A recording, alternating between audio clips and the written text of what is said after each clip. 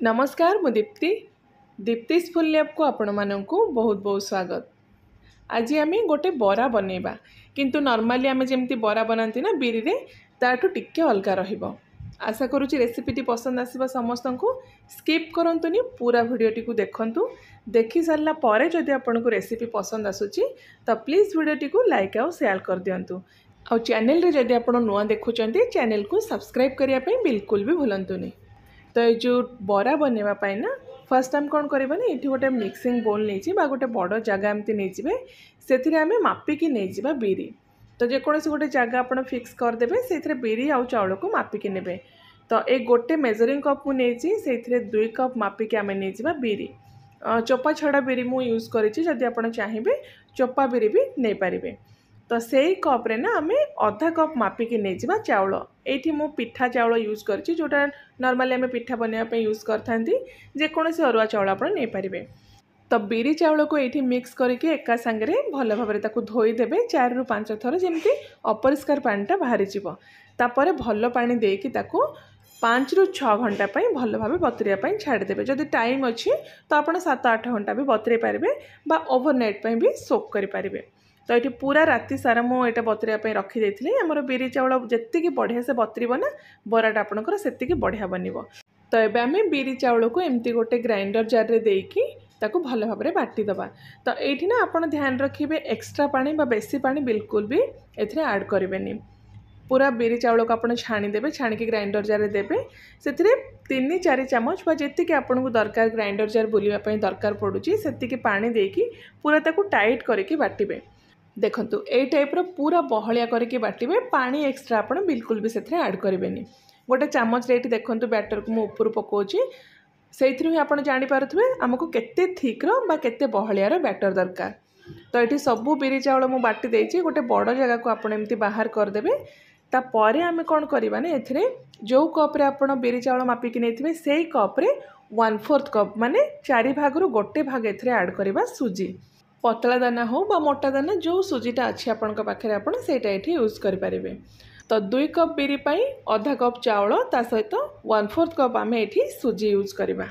तो एबे आम ए किसी चिली फ्लेक्स ऐड करवा टेस्ट हिसाब से आपको केते राग दरकार से हिसाब से चिली फ्लेक्स यूज करेंगे।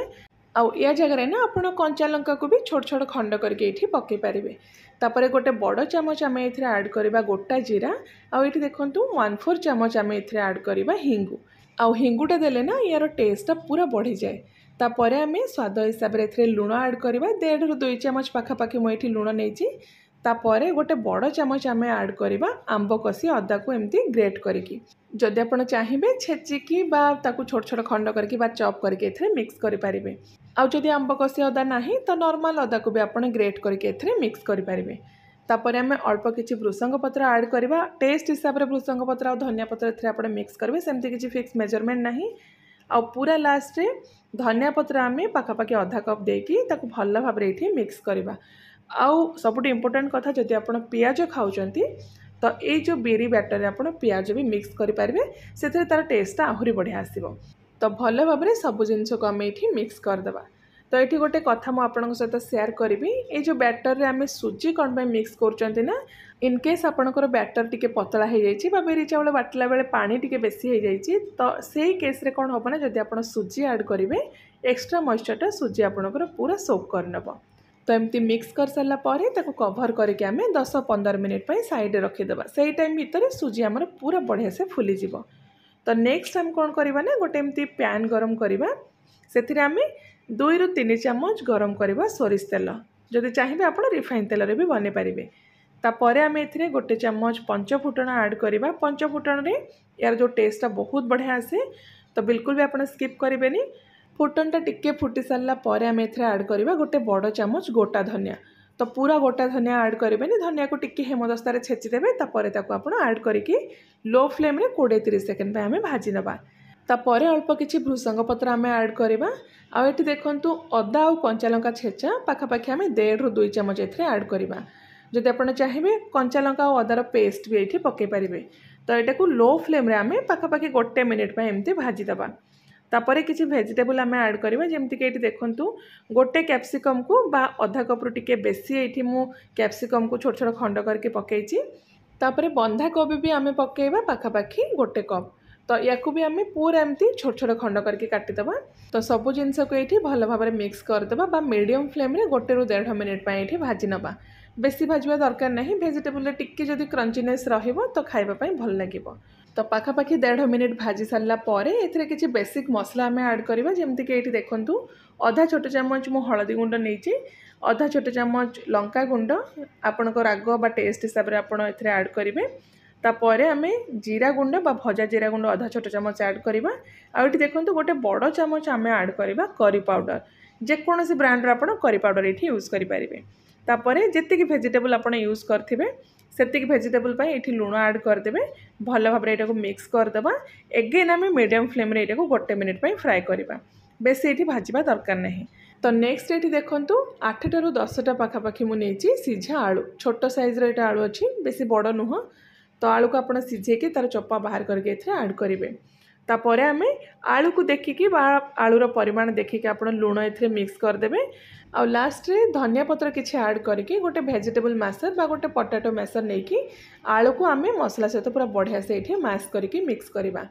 तो जदि आप चाहिए ना आलू को भी आगुरी हाथ में चकटिके ए मिक्स करेंगे, जमती आपको सुविधा हो करेंगे। तो ये सेम जिनस मुझे कहबी, जदि आप पियाज खाऊँच तो 2 ରୁ 3टा मीडियम साइज्र पियाज को छोट छोट खंड करके आप भी मिक्स करेंगे, टेस्ट आहरी भल आसब। तो एमती देखंतु आलू सहित आम मसला को भल भाव में ये मिक्स करदे। पाखापाखि 1.5 ରୁ 2 मिनिट आम यहाँ मीडियम फ्लेम रे भाजीदे। तो 1.5 ରୁ 2 मिनिट पर गैस फ्लेम को आम बंद करदे। एबे आमर आलू मसला पूरा रेडी, यहाँ को आम पूरा ठंडा होगापी छाड़ीदे। और जितेबाला आमर आलू मसलाटा पूरा ठंडा हो ना, तापर आप कौन करेंगे हाथ में अल्प टिके एमती तेल नहीं तेल लगेदेवे। तापर अल्प आलू मसला नहीं कि एमती ताकू बॉल टाइप बनईके टिके फ्लैट करदेवे, जमती आप पेड़ा बनाती ना एक्जाक्टली आप सेमती बनइबे। तो यहाँ को टिके एमती हाथ में फ्लैट करेंगे, आउ टिके मोटा रखिए, बेसी बड़ साइज करेंगे, एमती छोट छोट साइज्र कले बराटा बनवाई आपको इजी हम। तो ये टाइप्र फास्ट आप आलू मसलार पेड़ा छोट छोट बनईकी रेडी करदे, तापर आपन को बराटा बनवाई इजी हम। तो ये मु आलू मसलार पाखापाखि अधा क्वांटिटीर एमती पेड़ा बनई देछि, रेस्टा मु परे बनैबी। तो एबे देखि नबा हमर जो बिरीर बैटरटा केमती हेछि देखंतु, आउ टिके थिक हो जाइछि, माने सुजीटा हमर पूरा बढ़िया से एठी फुली जाइछि। ए जो बैटर रे ना खाइबा सोडा मिक्स करबा बिल्कुल भी दरकार पड़िबनी, एमती ही आपनकर बराटा बहुत बढ़िया बनिबो। तो आउ गोटे थर ये मिक्स करदबा। आ बरा बनवाई ना आउ किछिटा बेसिक जिनस आमको दरकार, जमती कि ये अल्प किछि गोटे जगार पानी नहीं जिबा, ता सहित एमती छोटा खंड गोटे प्लास्टिक सीट नहीं जिबा, जेकोसी गोटे क्षीर बा तेल पैकेट को आपण एमती काटिकी यूज करेंगे। तो फर्स्ट पॉलीथिन सीट उपरे भल भाव में पानी लगेदबा, तापरे बरा बैटर माने बिरी बटारू अल्प किछि नेकी ताको एमती पूरा पतला करके चारिआडे स्प्रेड करदबा। देखो ये टाइप पूरा पतला करके करेंगे। तापरे ता जो सेंटर रे आम जो आलूर मसला बा आलूर पेड़ाटा बनईथिले सेटा को रखिकी पॉलीथिन सीट को देखंतु मुझे एमती वीडियो देखुची आपण सेमती करेंगे, ताको एमती कवर करदेवे आलू मसला को। तो एमती यही प्रोसेस रे जदि आप बनइबे ना, जो आमर आलू मसला उपरे बिरीर जो कोटटा रहिबो सेटा इवेनली पूरा बढ़िया से कोट हो जिवो, भल भाव में इजिली भी आपण करि पारिबे। तो ये टाइप देखंतु ताको कवर करदेवे, चारिपटू टिके एमती हाथ में साइज करके इजिली आपण एटा को एमती पॉलीथिन सीट ऊपर बाहर करके तेल रे डायरेक्ट फ्राए करेंगे। तो तेलटा आप गरम करके आगरू रखिदेवे, तापर बरा बनईके फ्राए करेंगे। आ फ्लेम आप मीडियम रखिए, बेसी तेल जमती गरम न हो सेटा आपण ध्यान रखिए। आ बिरी रे आलू मसलाटा को कोट करला परे जदि ऊपर किछि आपन को आलू मसला देखा जाउची, तो से ता ऊपर अल्प टिके आपण बिरी बैटर बा पिठो नेकी लगेकी भल भाव ताको स्प्रेड करके आपण फ्राए करेंगे। आ यार जो बिरीर लेयरटा ना पूरा पतला रखिले एटा बहुत जल्दी कुक हो जिवो। तो एमती आप मीडियम फ्लेम रे बराटा क्रिस्पी हवा जाए एमती गोल्डन कलर हवा जाए फ्राए करेंगे। तो सेम वे रे सब बरा गुड़ा को एमती फ्राए करदेवे। स्पेशली आप ध्यान रखिए गैस फ्लेम आप मीडियम ही रखिए, मीडियम फ्लेम रे एटा को फ्राए करेंगे। हाई फ्लेम रे करेंगे बरार जो भितरटा कंचा रही खाइबापी भल लगे। तो ये सब बरा मु बनईकी रेडी कर देछि, बहुत ही बढ़िया चटपटा स्नैक्स एटा, छोटू नहीं कि बड़ जाए समस्त को पसंद आसीबो। आउ यार ना ऊपरटा एकदम क्रिस्पी सहित भीतरटा मसालेदार और चटपटा रहिबो। निश्चय थर यहाँ को ट्राए करूँ, स्पेशली रजर ये जो मसला पराटा को ट्राए करूँ, निजे खातु, समस्त को खुशी रे खुआतु। केमती लगे आपणकर मतामत भी मो सहित शेयर करूँ। आउ आपण समस्त को रज पर्वर ढेर सारा शुभेच्छा सहित शुभकामना। हैप्पी रज टू ऑल ऑफ यू।